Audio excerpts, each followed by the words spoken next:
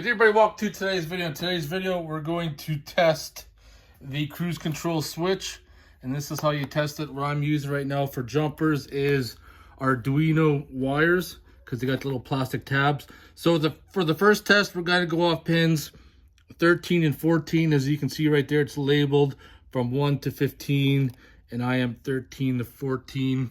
We're going to do the tests. No buttons. Then we're going to press the buttons and test the resistance values.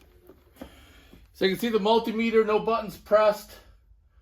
We should be about 20,708. We're pretty close. So now I'm going to press the on-off button, and that should be 464 if I press the on-off button. So I'm dead on for the on-off button. The cancel button should be 896. Press the cancel button. Really close. Set minus should be 4,088. Set minus, we're pretty close right there. And the resume should be 7408. And I'm pretty close on that test. So I'm going to take the pins, move them over, 14, 15.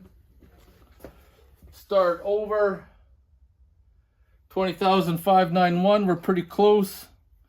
We're going to press the on-off button. Should be 133. We're dead on. The cancel button should be 457. We're dead on. Set minus should be 2471. We're pretty close. And the resume should be 4,091. So this switch actually tests out good.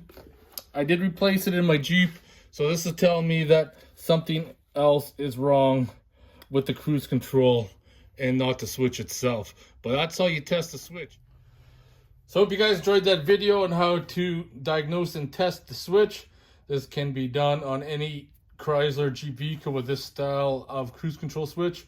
So if you have any questions or comments, post them below. I'll see you guys in the next one.